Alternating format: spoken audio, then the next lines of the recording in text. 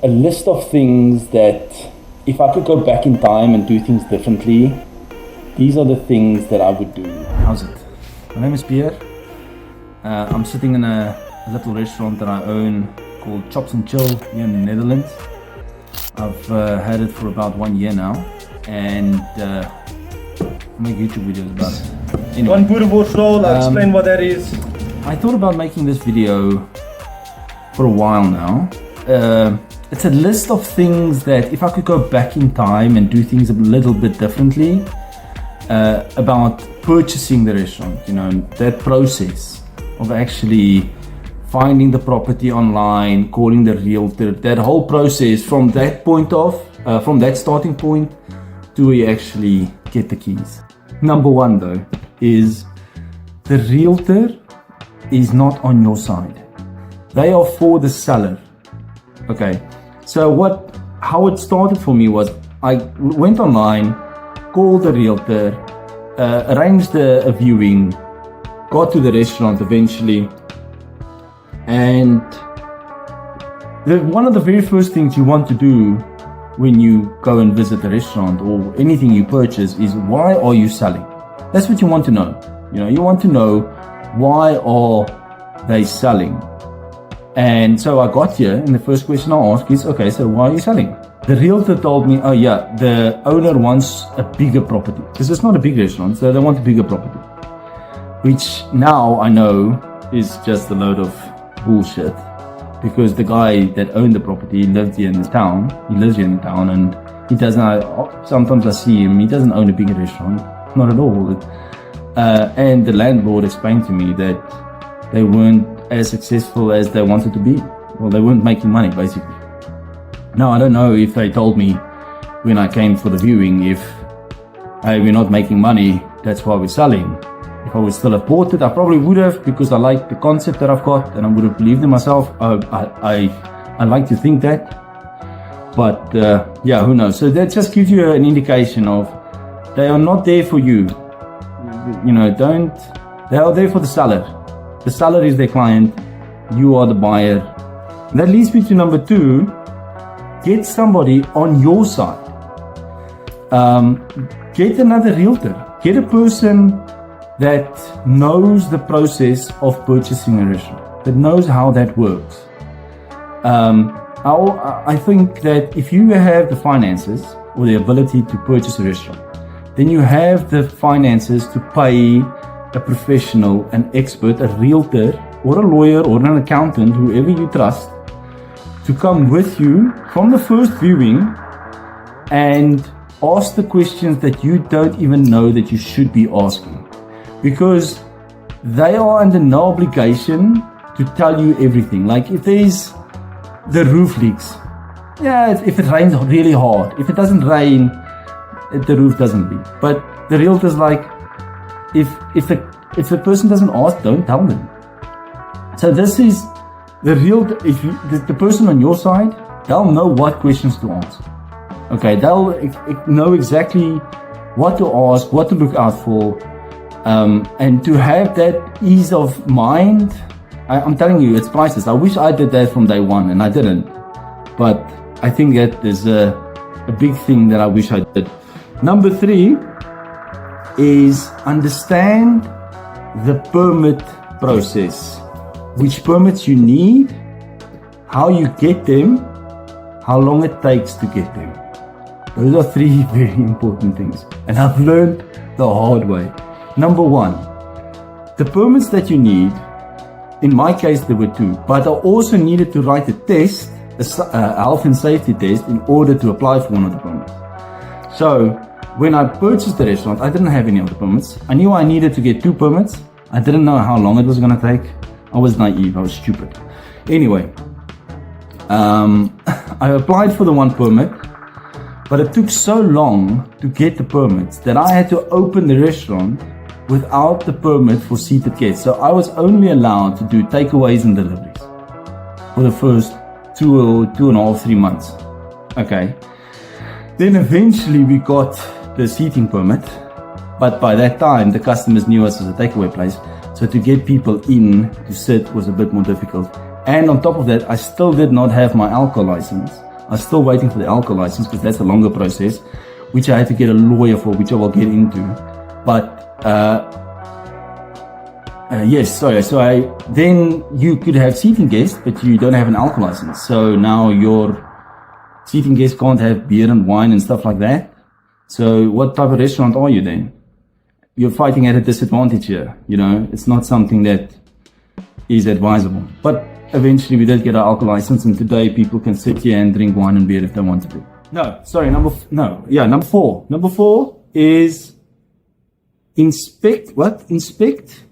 Yes. The first inspection, when you come for your viewing the first time, you phone the realtor, get the appointment, you come for the first time, owner is here, the realtor meets you here, you're coming to inspect the property, talk to the owner, find some information. The thing is, before you know it, you are being shown the fridges at the back and the freezer and all of the appliances and where the plugs are, and you're looking at the walls and the tile work and blah blah blah, and before you know it, you're back in your car on the way home and you haven't asked any of the questions that you want to ask. It goes by so fast. There's so much information. You become shell-shocked, like it's just coming in, and you don't realize that you didn't ask what you wanted to ask. So before you arrive, write down the questions. Write down the questions. You don't come with your piece of paper. Stand in front of them like you're doing a debate and literally just ask the questions. Okay, ask them the questions of how much does it gas and electricity cost you per month? Who is your energy provider? Those type of questions, or the landlord, how are they? If it's not if the owner doesn't own the property but he rents the property, like in my case, how are they? Find out all of this information, but you need to know what questions to ask. So if you don't have somebody with you, which you probably must have with you, I cannot tell you how much easier it makes your life and how much less stress you'll have if you have somebody that's on your side in this process. But also knowing what to ask, and like I say, it goes fast. Take a moment, take a step. It's your moment. Chill out and make sure that you ask the questions you want to ask. Then number 5. I keep on forgetting where I am. Number 5. The seller and the realtor want to sell. It sounds obvious, but there's a game. We're playing a game, right? The realtor makes commission when he sells a property. The seller, he's probably checked out already of this place. He just wants to get rid of this place by now. Like, remember, not a lot of people are buying restaurants. It's a very risky business to go into, right? Trust me. I've learned the hard way that, okay, it is a risky business. I understand why everybody tells you, don't buy a restaurant, okay? But, so they want to sell. And what will happen is, all of a sudden you get a phone call from the realtor every second or third day. Like, yeah, so what do you think, blah, blah, blah. And then I still have to, talk to the bank, or I have to discuss this and that with my wife, blah, blah, blah. And then 2 days later, just checking in. Whoa. You have the power because you have the money. They want your money. Because in my case, eventually I got a call from the realtor saying, there's another person interested in the property, but I like you more, so I don't want to engage with them too much. So if we can just get the ball rolling or get some definitive process on the go here, let me know where we stand. Now, luckily, I know that's salesmanship. That's just a sales technique. And it didn't really affect me because by that time I was actually very interested in buying the property. I was not going to kind of hardball him for some reason. But just beware that there's tricks and turns they try. I like that. To get you to buy. And if you're not comfortable, take your time. There's no rush. Like, if you open this month or open next month, chill out. Take your time. You are in control. Number 6. Shadow during service. Ask the owner before you pay anything, before you purchase the property. But by now there's trust and there's sort of I'm really interested in the property situation. Ask the owner, can I come in one night and just observe, just shadow the restaurant, how busy it gets, during service. You just want to be here. Then it's your responsibility to look out for certain things. Make sure that all the appliances are working properly. Okay. How far does the wireless reach for the guest? How many guests come in? Is there a lot of foot traffic? Is it a Friday, Saturday, Sunday? How busy is it? Go look outside. Just what's the general ambience outside? Are they busy? Are they not busy? How do they prepare their food? Is the kitchen functioning the way it seems it should be functioning? Like there's no, oh yeah, we have to flush the toilet 3 times and turn this plug on and off twice before we can switch the oven on. Make sure there's none of that. In my case, there was none of that, but just make sure that there's none of this trickery that you need to do. Anyway, number 7, a detailed inventory. Right. It sounds obvious. It sounds very obvious, but there's they trick you. They realtors. They're like lawyers on steroids. What happens is, okay, you want to purchase a restaurant, eventually you get a piece of paper that says, okay, this is what you are buying. This is the inventory list of all the appliances and all the items in the restaurant that you buy, the tables and chairs and stuff. So you get an inventory list. And on this inventory list, there'll be written like things like knives and forks, beer glasses, wine glasses, tables, chairs, crockery, plates, that type of thing. And then obviously the bigger appliances, ovens, fridges, freezers, blah, blah, blah, blah, blah, blah. Those are the easy things to count. But they'll use vague terms. They'll say things like knives and forks. Well, how many knives? How many forks? It's a silly thing. I understand it's a silly thing. But you want a detailed inventory list. You want to know exactly how many knives you're getting and how many forks you're getting. Because it's not about the knives and forks. It's about when you sign, you pay a deposit. You'll pay a deposit up front, or eventually at a stage you pay a deposit. Okay? And now that's in goodwill. Like, then there'll be a time limit to when you need to transfer the rest of the money for the restaurant. And on that day, it's usually the last day, you'll receive the key and all the last pieces of paper will be signed. So you come here on your last day, with the day you receive your keys, they will give you the inventory list to sign.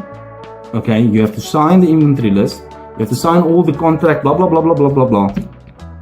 But what will happen is, there's only vague terms now. They don't have to, by now, that owner could have removed 200 forks.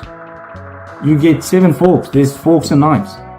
Yeah, you still get forks and knives, but when you came for the viewing, there were 50 forks and knives, and now there's only 7. But you didn't pay attention to that, right? So what actually in an ideal world, if you know what you're doing, is if they don't give you detailed information about how many of what you are getting, like pots and pans and stuff, like those things can get expensive, especially if it's nice ones. So you want even take photos if you have to make sure that the pot that you see on the viewing is the pot that you're getting when you're purchasing, when you're actually getting the keys. But what in an ideal world will happen is you get here to sign the contract.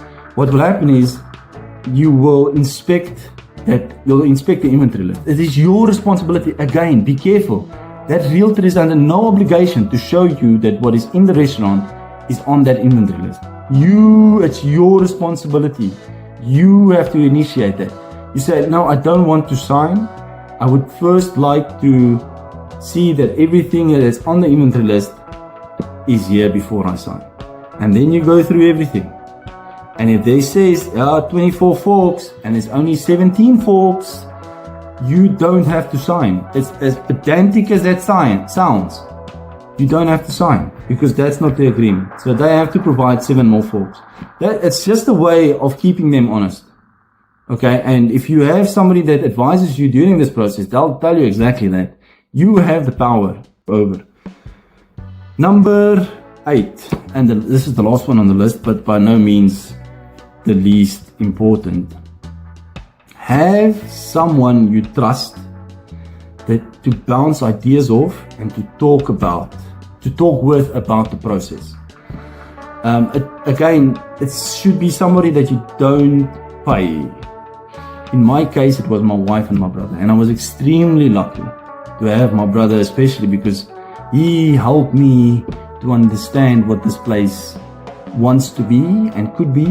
Does that make sense? And my wife, she kept me on the ground. Like me and my brother, we would be on the phone and we'd be like, yeah, we're gonna do this, and we're gonna do this, and there's gonna be a stripper pole, or there wasn't gonna be a stripper pole, but you get the picture. Like we had these grand ideas, and then I go to my wife and say, what do you think of this? What do you think of this? She's like, yeah, I think if we put the tables like this and this, you should have seating for 20 people.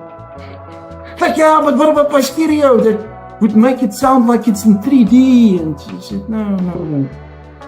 Make sure that you have tablecloth for your tables. You know, but yeah, they were definitely very supportive, but also not blind support. They were keeping me in check. Like, hey man, this is the budget. This is what's going to work. Yeah, that's a great idea. That is something we need. That's something we want, but we don't need it, and we probably can't afford it.